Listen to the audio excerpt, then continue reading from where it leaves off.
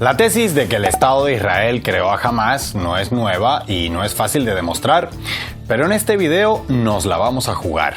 Sí, vamos a afirmar que Hamás es una creación de Israel, pero no se precipiten en sus conclusiones. Nuestra tesis es que sí, pero no necesariamente de la forma que podría suponerse. Y a continuación les contamos cómo y por qué lo afirmamos con tanta rotundidad. Ahí les va.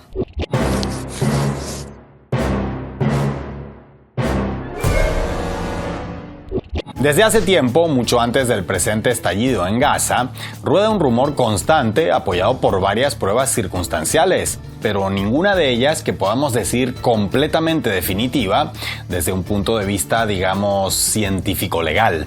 El rumor dice que la inteligencia, o el gobierno, o el Deep State israelí, fue quien creó y financió la organización armada palestina de Hamás.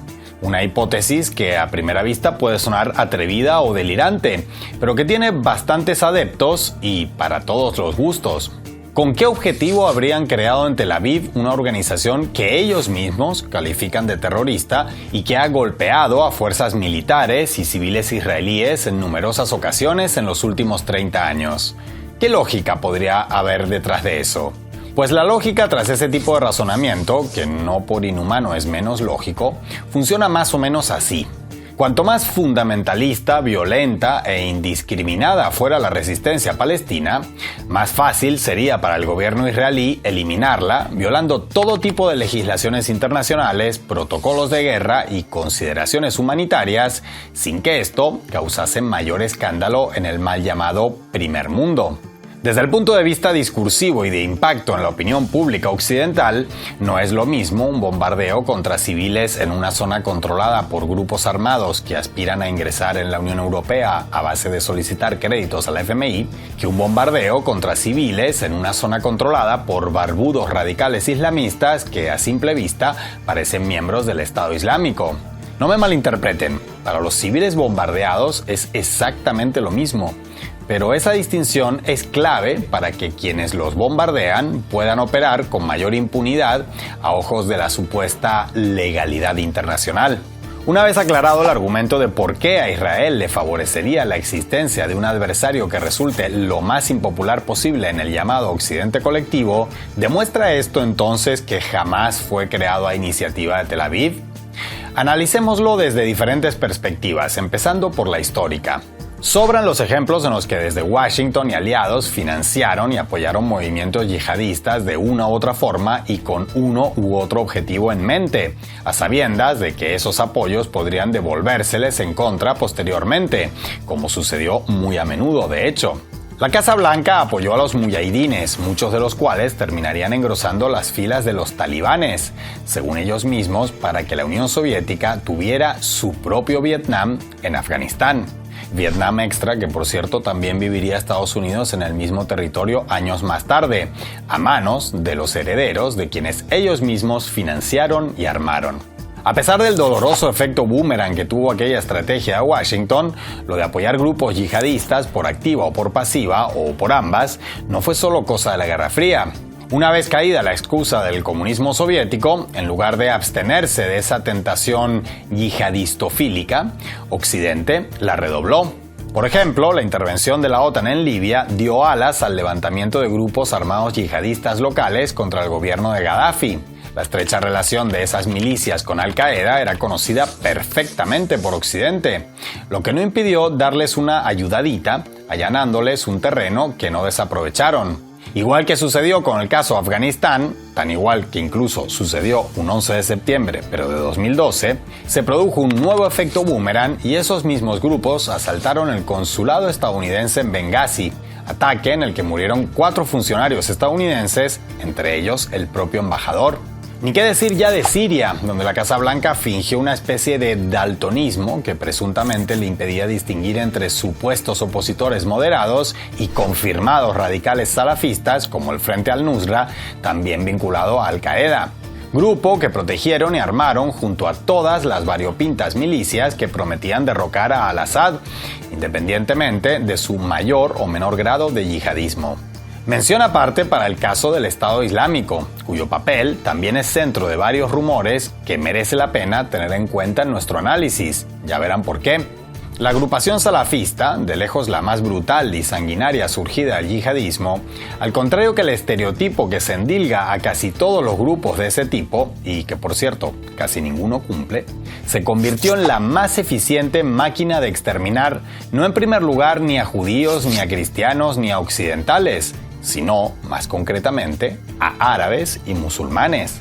En efecto, si uno computa las víctimas del también conocido como ISIS por origen étnico o religioso, comprobará que la aplastante mayoría de ellas pertenece a poblaciones mayoritaria o culturalmente musulmanas. Sin embargo, y aunque en la mal llamada cultura general se asume que el enemigo natural del yihadismo sería el Estado de Israel, las acciones contra Tel Aviv de su supuesto némesis, el Estado Islámico, se pueden contar con los dedos de una mano.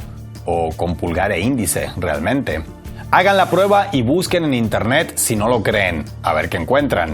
O mejor dicho, qué no encuentran. Una aparente paradoja brillantemente sintetizada en este gag de la televisión palestina, sí, palestina, de hace varios años, en el que militantes del ISIS matan a libaneses, jordanos y cualquier árabe que se les cruce por delante con cualquier excusa. Pero presten mucha atención a cómo cierran la sátira. غطينا ابو حذيفه. بس شو بتسوي؟ غطينا من ورا ظهري، بتغطي في راسي استنى.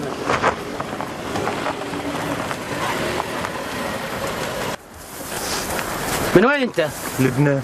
انت لبناني؟ لبناني. قديش صلاة الفجر؟ كم ركعة؟ الفجر؟ ركعتين سنة وركعتين فرض، يعني 4. وين بتصليها هذول؟ بالمسجد اللي بحدنا. نسيت ركعتين تحية المسجد، قدامنا ولا؟ يلا قدامي بتطبخ جاب اجلك. تنسى تحية المسجد؟ راح حرمه. كم حرف ألف بصحيح البخاري؟ أنا عطخ على طول. عطخ على طول تفضل. حرمه. يفرم.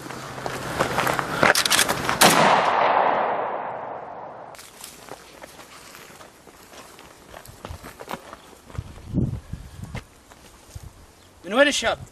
What? Where are you from? I'm from Israel. Israel? Yeah, You welcome. thank you. طريقك خضراء.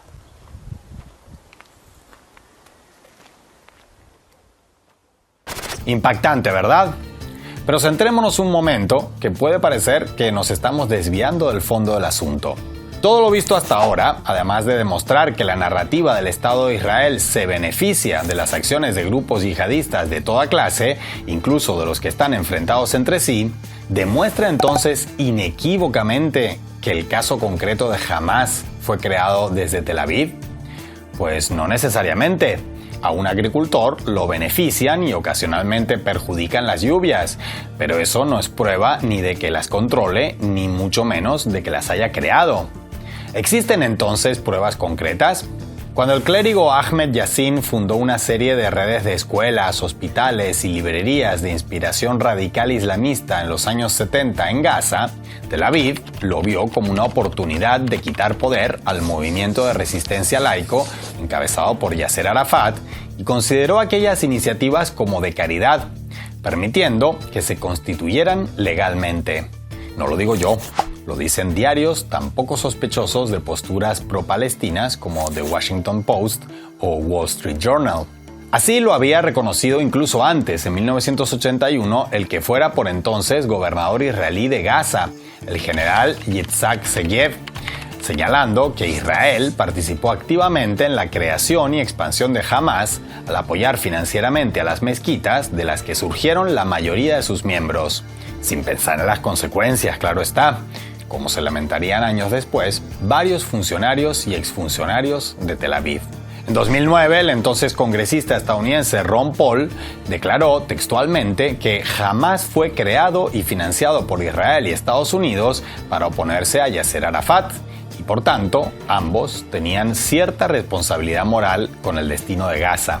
Según el diario israelí Haaretz, Hasta el propio Netanyahu, en una reunión privada, habría alabado las bondades de aupar a Hamás en Gaza, para así tener una suerte de dos liderazgos políticos palestinos en distintos territorios aislados y peleados entre sí, lo que haría prácticamente inviable la creación de un Estado palestino. Por supuesto, el gobierno israelí niega esas afirmaciones. Entonces, para cerrar, ¿podemos afirmar inequívoca y comprobadamente que Hamás es creación de Israel? Pues dependiendo de lo que se entienda por creación. Si lo entendemos como producto de una decisión consciente y premeditada, incluso si alguna vez Tel Aviv admitiera públicamente al más alto nivel que sí financiaron al embrión de Hamás en sus inicios, siempre podrían alegar que lo hicieron por buena fe, para demostrar que son un Estado tolerante y hasta inclusivo, pero que no imaginaban en qué derivaría aquello. Vaya, un error de cálculo apenas. Sin embargo, si vemos el concepto de creación como el resultado inevitable de un conjunto de acciones, sea ese resultado inevitable intencionado o no, desde ese punto de vista no hay duda de que Hamás y en general la resistencia palestina son creación de quien impuso las condiciones para que se dieran de la manera en que se dieron. Incluso suponiendo que las autoridades israelíes nunca hubieran alentado, por acción u omisión, el surgimiento de Hamás, los continuos estallidos, cada vez más frecuentes y violentos, no habrían dejado de darse entre la población palestina, como ocurriría en cualquier población humana sometida a lo que la población palestina es sometida desde hace décadas, en especial la de Gaza.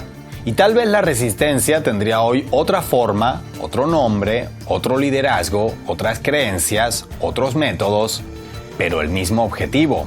Y esa es la historia de todo este conflicto. Un conflicto duro, complejo y de muy difícil solución, especialmente mientras se ignore la raíz y se ponga toda la atención en los frutos.